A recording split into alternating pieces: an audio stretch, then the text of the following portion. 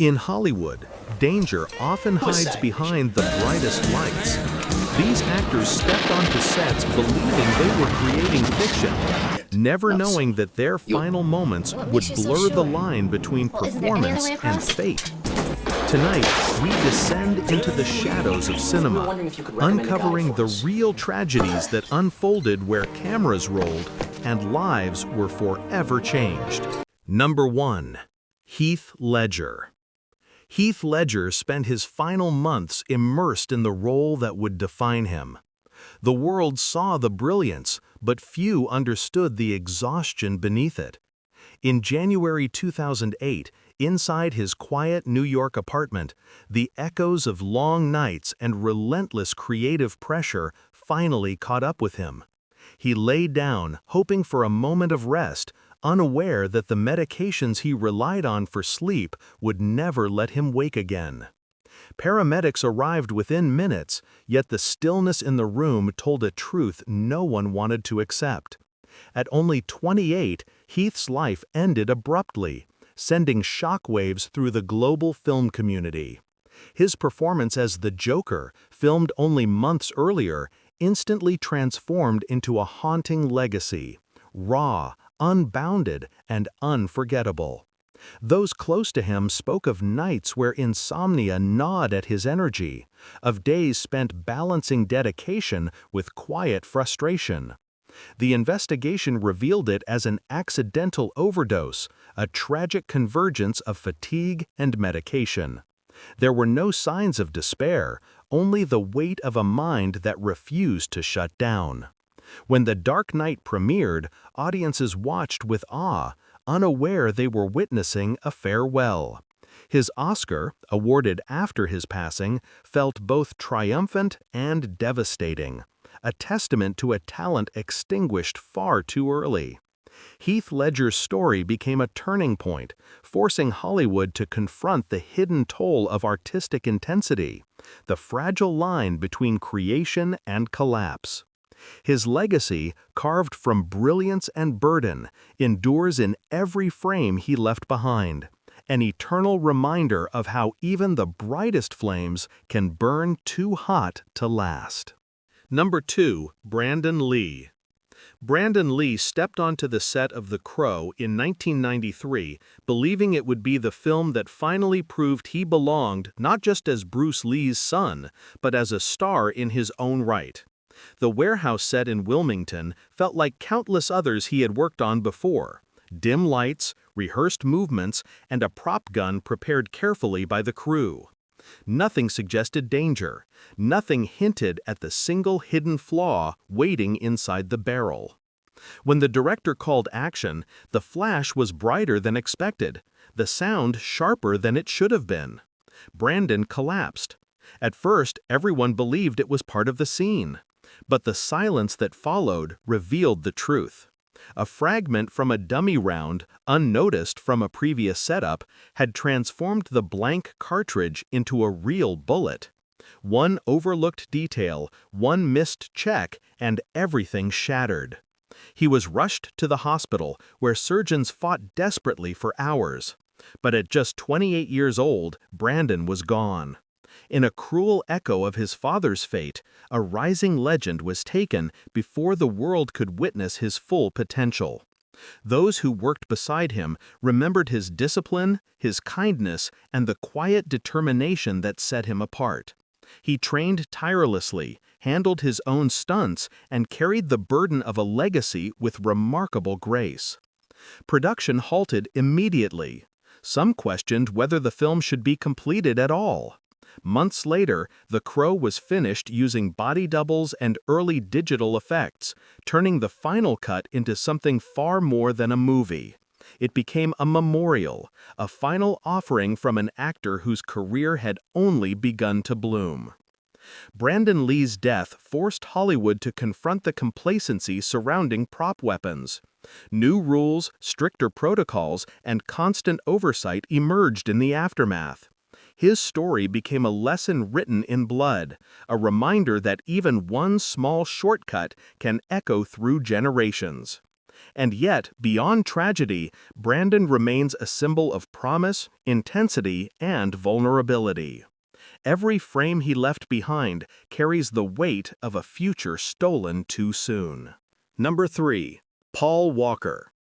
Paul Walker never planned to stay long at the charity event that November afternoon in 2013. He had greeted fans, signed autographs, and shared his usual easy smile. The same warmth that made millions around the world love him long before Fast and Furious turned him into an icon. When he stepped into the red Porsche Carrera GT for a short drive with his friend Roger Rodas, no one imagined it would be his final ride. Moments later, the sound of screeching tires tore through the quiet streets of Santa Clarita. The car, built for speed but unforgiving to the slightest miscalculation, lost control on a sweeping curve. It struck a lamppost with devastating force, and within seconds, flames engulfed the wreckage. Witnesses rushed forward, but the heat was too intense. By the time emergency crews arrived, the fire had already sealed the fate of both men. Paul was only 40, right in the middle of filming Furious 7, a project that had brought him closer than ever to the franchise's global family. His sudden passing froze Hollywood in disbelief. Colleagues described him as humble, generous, and deeply loyal, the kind of actor who avoided red carpets whenever possible but would drive across the city to help a friend in need. Away from the screen, he dedicated himself to reach out worldwide, personally traveling to disaster zones long before the cameras arrived. After the tragedy, production halted as the cast mourned. Universal eventually completed the film using Paul's brothers as stand-ins and advanced digital doubles. When the final scene, Brian's farewell drive into the sunset, played in theaters, audiences around the world felt the weight of what had been lost. It wasn't just a character disappearing from the franchise, it was the goodbye of a man whose spirit had defined it. His death prompted renewed conversations about high-performance vehicles and the culture of speed surrounding Hollywood action stars. But beyond the lessons, Paul Walker's legacy rests in something simpler: kindness, sincerity, and a quiet strength that made him beloved long before fame found him. His story remains a reminder that even the fastest lives can leave the deepest impact once the engine goes silent. Number 4. Steve Irwin. Steve Irwin had spent his entire life defying danger with a smile. To millions, he was the unstoppable crocodile hunter, a man whose enthusiasm made the wild feel welcoming and whose courage seemed limitless. But on a calm September day in 2006, while filming an underwater documentary off the coast of Queensland, even his experience could not predict what fate would bring. The ocean was clear, the weather calm, and the shoot was simple: capture close-up footage of marine life in the shallow reef. Steve had done this thousands of times. He moved through the water with practiced ease, surrounded by a crew that trusted his instincts more than any manual or safety guide. As he approached a large stingray resting on the seabed, no one sensed danger. Stingrays are rarely aggressive. This was supposed to be routine. But in an instant, the animal reacted to the shadow of the camera and lashed upward. Its tail struck with the speed of pure instinct. The barb pierced Steve's chest. The crew pulled him to the boat within seconds, desperately performing CPR as they raced back to shore, but the injury was too severe. By the time medical teams arrived, Steve Irwin, a global symbol of life, energy, and love for nature, was gone at just 44 years old. The world's reaction was immediate and overwhelming. News outlets across continents paused regular programming. Fans left flowers at zoos. Children who had grown up listening to his excited voice cried openly. Steve had been more than a television personality. He was a teacher who transformed fear into curiosity and showed viewers the beauty hidden inside every creature, even the misunderstood and dangerous ones. He came from a family of wildlife caretakers and spent his childhood rescuing reptiles, learning to move with the rhythm of the natural world. His TV series turned him into a superstar, but he remained unchanged. Humble, exuberant, and fiercely devoted to conservation. He believed education could save endangered species, and he fought relentlessly for that mission. After his passing, his wife Terry and their children, Bindi and Robert, vowed to carry his legacy forward. The Australia Zoo expanded its conservation projects. Documentaries were released in his honor. Governments, scientists, and millions of fans paid tribute to the man who made the world fall in love with animals. Steve Irwin's death reshaped safety approaches for wildlife filmmaking, reminding crews that even the gentlest environments can become unpredictable. But more importantly, his life became a symbol of purpose, a reminder that passion, when shared with love and sincerity, can change the world. His legacy still moves like a heartbeat through every conservation effort he inspired, living on in the wild creatures he spent his life protecting. Number 5. Bruce Lee.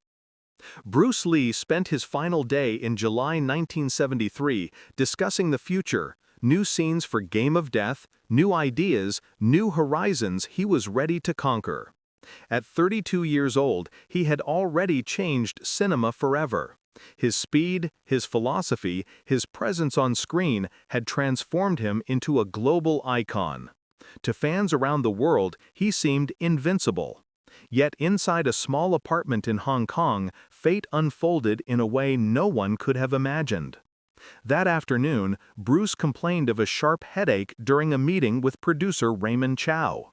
It wasn't unusual. The weeks leading up to the moment had been relentless, filled with training, choreography, rewrites, and preparation for upcoming releases. He decided to lie down and rest, stepping into a quiet room to escape the pressure just for a moment. When his associates returned hours later, they found him unresponsive. Despite immediate medical attention, Bruce Lee was pronounced gone that evening. The cause was traced to a reaction to a common pain medication, a simple tablet taken to ease discomfort. It made no sense to anyone who knew him. Bruce had treated his body like a precision instrument his entire life, training with a discipline that bordered on spiritual. Yet one ordinary act became the moment that silenced a legend. The world refused to believe it. News spread within hours across Asia, then the United States, then the rest of the world. Shock turned into disbelief, disbelief into grief. Only weeks earlier, Bruce had completed Enter the Dragon, the film that would become his legacy and define the martial arts genre for generations. Its release after his passing felt like both a triumph and a wound. Proof of his brilliance and a reminder of everything he still had yet to give. Bruce Lee was more than an action star. He was a thinker, a philosopher, and innovator who blended physical mastery with deep introspection. He challenged stereotypes, broke cultural barriers, and inspired millions to see strength not as domination but as self-discovery. His influence touched martial artists, actors, directors, athletes, and ordinary people seeking discipline and purpose. After his death, conversations began about the pressure placed on physical performers, the extreme demands of action cinema, and the thin line between dedication and self-sacrifice. Hollywood slowly recognized that pushing the human body to its limits carried real, often overlooked risks. Bruce's passing became a reminder that even those who appear the strongest can be vulnerable to the smallest fractures in fate.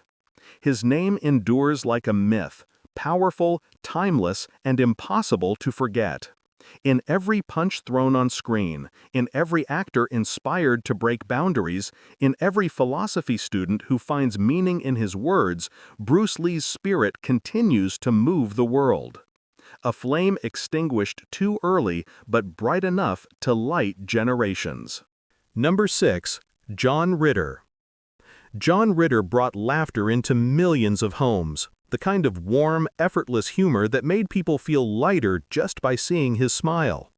On September 11, 2003, he arrived on the set of 8 Simple Rules for Dating My Teenage Daughter, expecting an ordinary day. The cast rehearsed scenes, adjusted lighting, and shared stories between takes. Everything felt normal, until suddenly, it wasn't. Not long after a run-through, John began to feel an intense discomfort in his chest. At first, those around him assumed it was exhaustion from the long studio hours or the heat from the stage lights. But within moments, he collapsed. Panic swept through the crew. Paramedics from the hospital across the street arrived within minutes and rushed him to emergency care. Doctors worked urgently, testing, scanning, searching for answers. The diagnosis came too late. An aortic dissection, a rare and catastrophic tear in the heart's main artery. By that evening, John Ritter was gone, just one day before his 55th birthday. Hollywood froze. Fans who had grown up with Three's Company felt as though they had lost a friend. Colleagues who knew him personally spoke of a man who was gentle, generous, and endlessly kind. His co-stars from every era of his career described the same thing. He was the beating heart of every set, the person who made the room brighter just by stepping inside. John had built a career on sincerity. His comedic timing was legendary, but what truly set him apart was his humanity, the vulnerability he brought to his characters, the warmth that made audiences adore him. Awards, acclaim, and fame meant little compared to the joy he felt simply making people laugh. Production halted completely. When the show eventually returned, the writers dedicated an emotional tribute episode to him, a farewell that brought millions of viewers to tears. His passing sparked national conversations about aortic dissection, a condition few people even knew existed. New medical protocols were created. Awareness campaigns were launched. His family founded an organization in his name to prevent others from losing loved ones the same way. John Ritter's final day reminded the world how fragile life can be, even for those who seem full of endless energy. His laughter still echoes through the decades, living on in reruns, in memories, and in the hearts of those who felt they grew up with him. A gentle soul, taken without warning, leaving behind a legacy of smiles. Number 7. Paul Mantz. Paul Mantz had spent decades dancing with the sky. To Hollywood, he was the man who could make airplanes move like poetry. A pilot who turned danger into a craft so precise that even directors trusted him more than special effects. By 1965, he had built a reputation few could match, flying in classics that defined entire eras of aerial cinema. When he joined the production of The Flight of the Phoenix, it felt like another challenge he would master with the calm confidence that had carried him through a lifetime above the clouds. The desert heat shimmered around the crew on that July afternoon. Cameras were set, angles rehearsed, and Paul climbed into the cockpit of his specially modified P-1 Mustang. The scene required a dramatic belly landing across uneven terrain, a maneuver that demanded absolute precision. But if anyone could pull it off, it was him. The plane touched down exactly where the director envisioned. For a split second, everything looked perfect, until it wasn't. The aircraft's nose struck a hidden dip in the sand. In an instant, the plane snapped forward, flipping violently in a cloud of dust and metal. Crew members sprinted toward the wreckage, shouting his name over the roar of the wind. But the impact had already claimed him. Paul Mantz, the man who had mastered the unforgiving sky, was gone at 62. Hollywood mourned a legend. Paul was not just a pilot. He was a pioneer who had logged more than 25,000 flight hours and shaped the language of aerial filmmaking. He had flown through storms, skimmed mountaintops, and executed stunts directors once believed impossible. He embodied both daring ambition and disciplined skill, a rare balance that made his death feel almost unthinkable. The investigation revealed that the aircraft was heavier than planned, carrying extra fuel that altered its balance during the low maneuver. It was a simple miscalculation with irreversible consequences. Hollywood took notice. New procedures were introduced, demanding more rigorous testing and stricter safety margins for any aerial stunt. Paul's death became a turning point, a reminder that even the most experienced can fall victim to the smallest oversight. The Flight of the Phoenix was released later that year with a dedication to his memory. The scenes he filmed before the crash remained untouched, a final testament to his mastery of the craft. For audiences, his work became a silent tribute to the risks taken behind every thrilling moment on screen. Paul Mantz's story is still carried on the desert wind, a reminder that even legends must surrender to fate when the sky decides otherwise. Number 8. Art Scholl. Art Scholl lived in the sky the way most people live on the ground, effortlessly, naturally, as if the air itself welcomed him. For decades, he had been Hollywood's most trusted stunt pilot, the man studios called when they needed impossible shots, dizzying spins, or breathtaking aerial sequences no camera crew could capture from the ground. His work appeared in documentaries, commercials, and films that defined generations. But in September 1985, while filming footage for Top Gun, the sky he loved so deeply became the place where fate struck without warning. The request that day was bold but familiar, a complex spin maneuver over the Pacific Ocean, designed to mimic the ferocity of aerial combat. Art prepared with the same precision he applied to every flight. He climbed into his modified Pitts S2 biplane, outfitted with custom camera mounts that allowed him to film while performing the stunt. For most pilots, this would have been overwhelming. For Art Scholl, it was simply another dance with gravity. As the cameras rolled, he lifted into the clear California sky, the plane slicing through the air with its signature agility. He began the spin, smooth at first, then accelerating into the tight downward spiral the director needed. But then, everything shifted. Witnesses on the ground saw the plane tip too sharply, the spiral tightening beyond recovery. Over the radio, Art's voice came through, calm but urgent. "I have a problem. I can't recover." Those were his final words. Seconds later, the aircraft vanished into the ocean. Search teams combed the waters for days, but neither the wreckage nor Art's body was ever found. It was as if the sea itself had swallowed the legend whole. Hollywood fell silent. Art wasn't just a stunt pilot.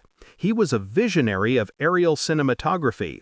He had flown for The Right Stuff, Iron Eagle, Blue Thunder, and dozens of productions that relied on his fearlessness and precision.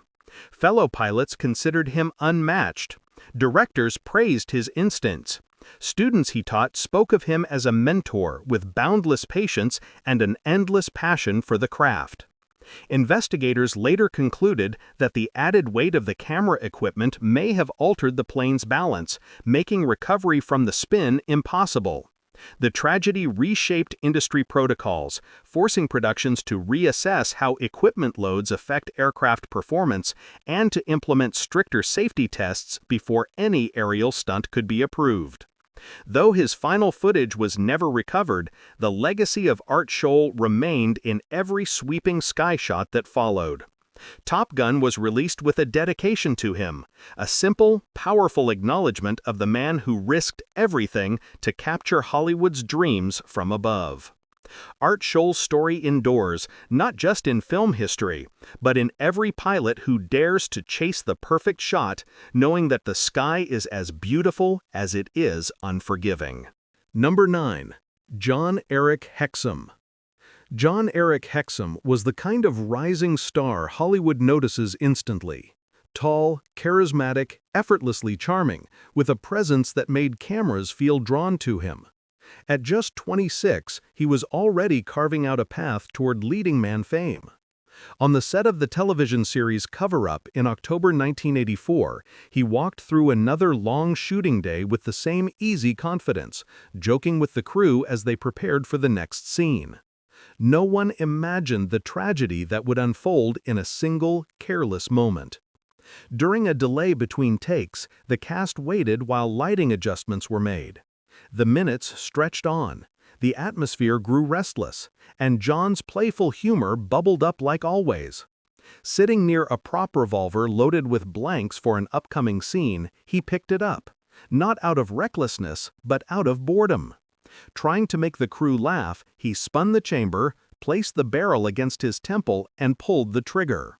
Blanks contain no bullet, but the explosive force that propels a round is still real. At point-blank range, that force becomes deadly. The blast sent a shockwave through his skull, and John immediately collapsed. Panic erupted. Crew members called for help, shouting for paramedics, who arrived within minutes. He was rushed into surgery, doctors fighting through the night to relieve the swelling in his brain. For 6 days he lay in the hospital, surrounded by family and colleagues who refused to let go of hope. But the injury was too severe. John Eric Hexum passed away on October 18, 1984, leaving behind a career that had barely begun and a world of fans who had only just discovered him. His co-stars remembered a man full of light, funny, generous, and endlessly kind. He had starred in Voyagers and was poised to break into mainstream stardom with Cover Up. Casting directors saw in him a future action hero. Fans adored him for the spark in his eyes and the sincerity beneath his broad grin. And yet, in the quiet aftermath of his death, Hollywood realized something it had ignored for too long. Blanks are not harmless. The investigation confirmed what experts already knew, but many productions had forgotten.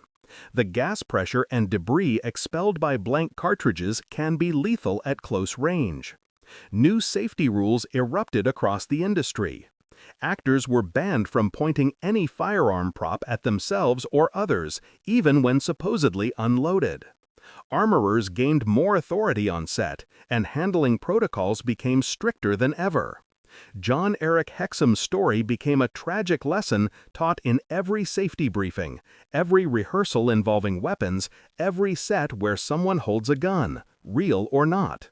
His name became a warning carved into Hollywood's memory. But beyond the cautionary tale, he remains the young man with unlimited potential, a life rising high, cut short in a split second of innocence and misjudgment. A reminder that even the smallest act can carry unimaginable consequences. Number 10. Vic Morrow. Vic Morrow had spent decades building a reputation as one of Hollywood's most intense and committed performers. Audiences admired him for the grit he brought to every role, directors trusted his discipline, and colleagues respected his quiet professionalism. By July 1982, he was deep into filming Twilight Zone: The Movie, a highly ambitious production blending fantasy, darkness, and elaborate special effects. But in the early hours of a warm Los Angeles night, a scene meant to portray the chaos of war turned into one of the most devastating tragedies in film history. The setup was massive: explosions, smoke, and a low-flying helicopter choreographed to simulate a rescue amid battle. Vic stood waist-deep in a shallow river, holding 2 child actors tightly as pyrotechnics ignited around them. It was loud, chaotic, exactly as the director envisioned. But beneath the spectacle, danger was quietly multiplying. The explosions were set too close to the hovering helicopter.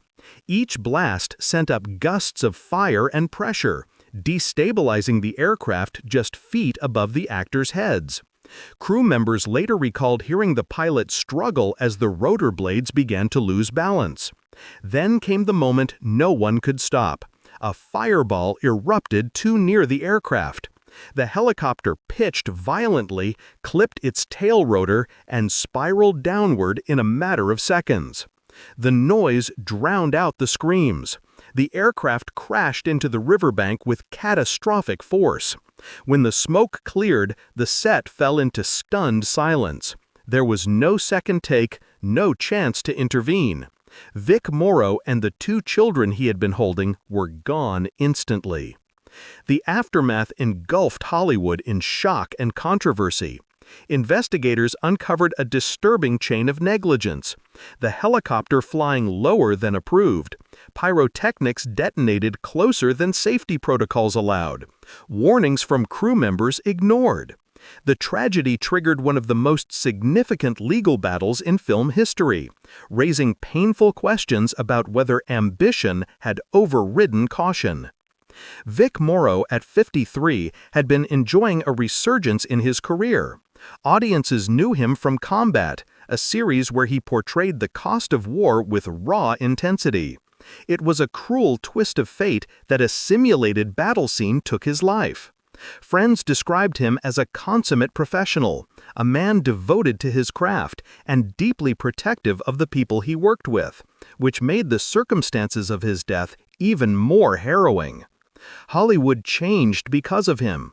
New safety regulations were enforced. Stunt coordinators gained stronger authority.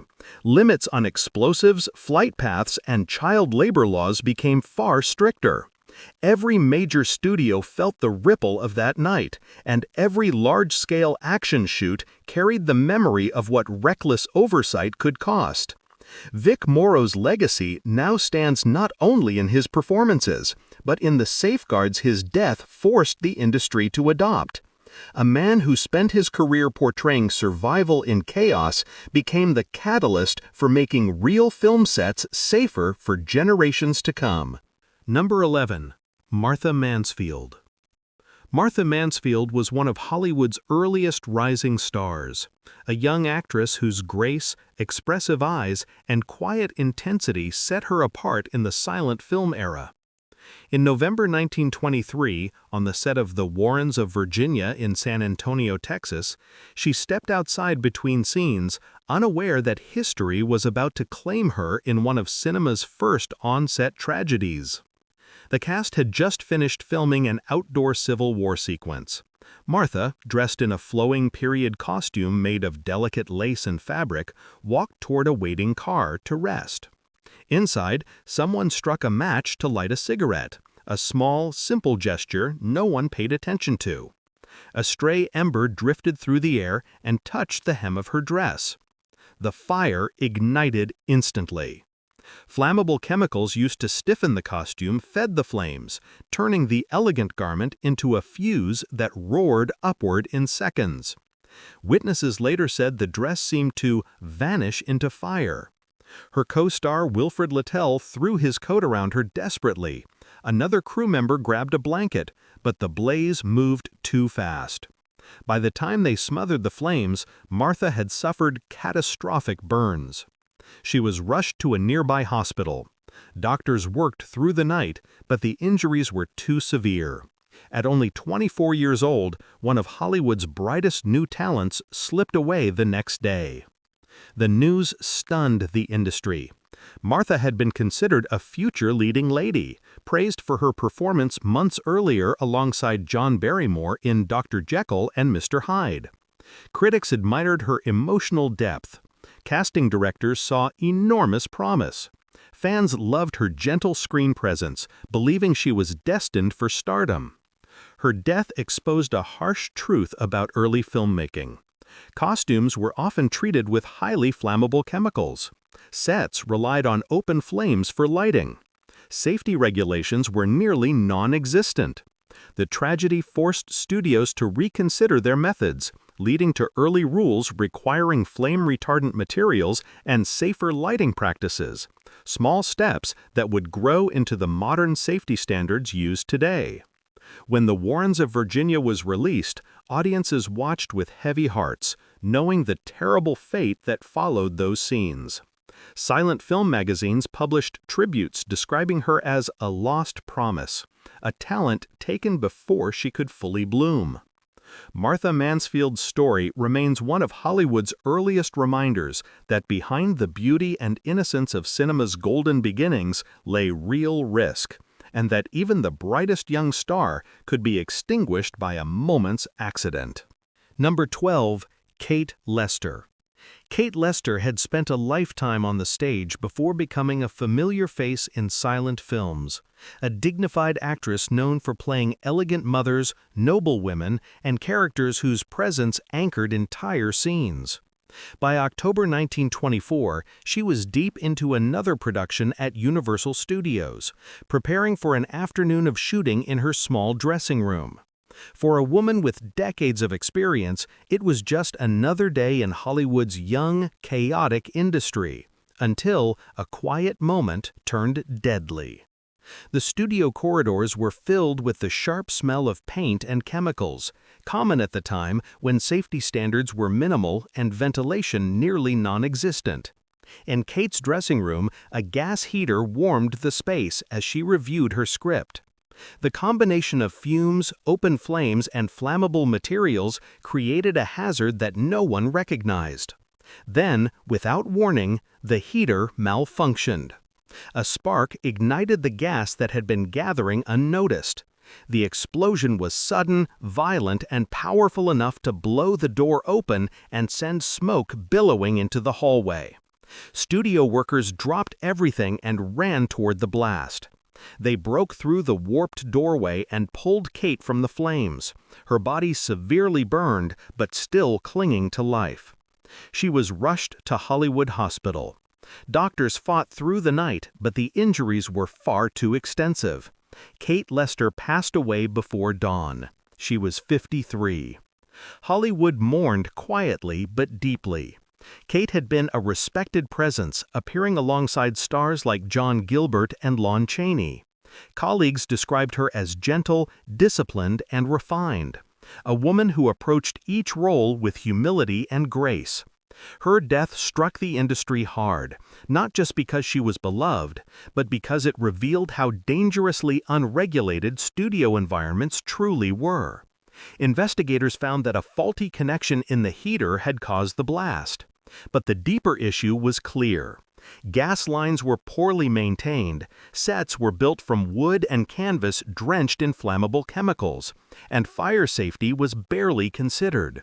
The tragedy pushed studios to reevaluate heating systems, ventilation, and emergency procedures, particularly in dressing rooms where actors spent long hours surrounded by hazardous materials. Silent film magazines published tributes praising her decades-long career, calling her one of the industry's quiet pillars. Her passing marked one of Hollywood's earliest recorded explosions linked directly to studio negligence. Kate Lester's story remains a solemn reminder of the dangers hidden behind the glamour of early filmmaking, a time when ambition outpaced safety, and when stars worked in spaces far more perilous than audiences ever imagined. Number 13. Roy Kinnear. Roy Kinnear was the kind of actor whose presence made every scene richer. Audiences adored him for his humor, his warmth, and his unmistakable charm, a performer who could turn even a small supporting role into something unforgettable. By 1988, he had become one of Britain's most beloved character actors, appearing in classics like Willy Wonka and the Chocolate Factory and Help. So when he joined the cast of The Return of the Musketeers, it felt like a joyful reunion with director Richard Lester and longtime colleagues. No one expected the production to become the site of heartbreak. The film was shooting on location in Madrid. The day's scene called for frantic horseback riding through narrow cobblestone streets, a sequence meant to bring adventure and humor to the screen. Roy wasn't a stunt performer, but the action was considered manageable. The roads were slick from a light drizzle earlier in the afternoon, but the crew decided to continue. Cameras rolled. The horses charged forward. Then it happened. Roy's horse slipped on the uneven stones. He was thrown violently from the saddle, crashing onto the hard pavement. Crew members ran to him immediately. He was conscious but in excruciating pain. Within minutes, he was rushed to a nearby hospital in Madrid, where surgeons discovered severe internal injuries. Despite emergency surgery, Roy Kinnear passed away the following day at 54. The cast was devastated. Richard Lester, who had directed Roy in multiple films, was shattered beyond words. Colleagues described the atmosphere on set as hollow, as if the film had lost its heart. Lester later said the tragedy affected him so deeply that he never directed another feature film again. Roy had always been more than a comic actor. His generosity on set was legendary. He brought kindness to every rehearsal, laughter to every gloomy morning, and support to younger performers finding their footing. Friends remembered him as someone who never took himself too seriously, but took his craft very seriously. His performances were filled with sincerity, even in the silliest moments. The accident exposed serious gaps in safety procedures for foreign shoots. Medical readiness was minimal, stunt coordination inconsistent, and the conditions of the street had been deemed safe too quickly. In the aftermath, European studios tightened their safety rules, requiring better on-site medical teams, clearer communication between directors and stunt coordinators, and stricter evaluation of shooting conditions. When The Return of the Musketeers was released, it was dedicated to Roy's memory. Fans who watched his final performance felt both delight and sorrow. Delight in the brilliance he brought to the screen, and sorrow in knowing what the production ultimately cost. Roy Kinnear's story underscores a painful truth. Tragedy on set doesn't always come from explosions, fire, or spectacular stunts. Sometimes it comes from one slip, one fall, one moment of misjudged risk. And it leaves behind an emptiness no film can ever truly fill. Number 14. Brandon deWilde. Brandon deWilde had a kind of talent that appeared once in a generation, pure, unforced, and disarmingly honest. As a child actor, he captured the world's heart with a single line in Shane. "Come back, Shane." That small voice carried such emotion that it earned him an Academy Award nomination at just 11 years old. For the rest of his life, audiences expected greatness from him, and he delivered. But in July 1972, on a quiet highway outside Denver, destiny ended his story long before it should have. That evening, Brandon was driving home after rehearsing for a stage production he had recently joined. The night was dark, the air thin, and visibility low across the open Colorado road. He guided his camper van along the familiar route, likely thinking of lines he needed to refine, of performances he hoped to perfect. Ahead, another vehicle began turning across his lane, too late, too sudden to avoid. The collision was violent. His van spun across the asphalt before rolling onto its side. Emergency responders arrived within minutes and rushed him to the hospital, but the injuries were catastrophic. Brandon deWilde died shortly after arrival. He was only 30 years old. Hollywood mourned in stunned silence. Brandon had transitioned seamlessly from child stardom to deeply layered adult roles, something few actors ever manage. In films like HUD and All Fall Down, he proved he could stand shoulder to shoulder with legends like Paul Newman and Melvyn Douglas. Directors said he had a rare emotional instinct, a sensitivity that made every scene feel alive. Yet despite his fame, he preferred quiet nights, music, and books to Hollywood glamour. Friends described him as thoughtful and gentle, a man who carried his childhood humility into adulthood. He remained grounded, perhaps even shy, refusing to let early fame distort who he was. His career was beginning to evolve again through theater, a place where he felt closest to storytelling's raw pulse. His performance in Butterflies Are Free had earned strong praise, and he was preparing for more stage roles that would refine him even further. His death felt especially cruel because it occurred just as he was redefining his artistic identity. The industry lost a performer who had already proven his brilliance and still had decades of potential ahead. Brandon deWilde's name endures as a symbol of quiet greatness, A life that rose early, shone brightly, and fell suddenly on a dark stretch of road. His short journey remains a reminder that even the most extraordinary talents can be swept away in an instant, leaving behind only the beauty of what they created. Number 15. Sarah Jones. Sarah Jones was not a household name, but within the film industry, she was the kind of talent everyone trusted. At just 27 years old, she had become a rising star behind the camera, a hard-working assistant camera operator whose dedication, precision, and quiet strength earned her deep respect on every set she worked on. To her colleagues, she was the future of cinematography. But on February 20, 2014, during the filming of Midnight Rider in Georgia, a moment of negligence turned her promise into tragedy. The crew had gathered on a live railroad trestle to film a dream sequence meant to look surreal and haunting. They were told the tracks were safe, that no trains would come. But the tension in the air felt wrong. The trestle was narrow, offering almost no room to escape. The river below roared far beneath them.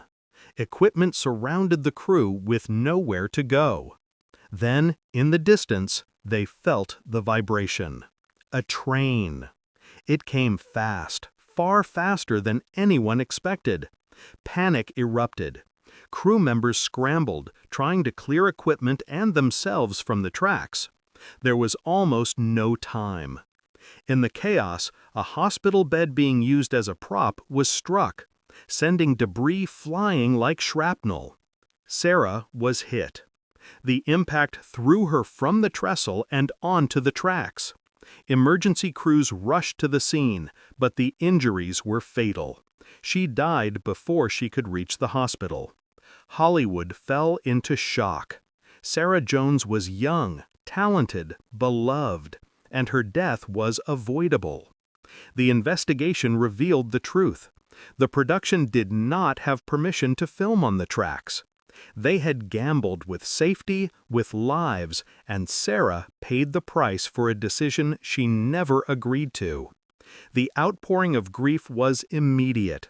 Candlelight vigils appeared in cities across the country.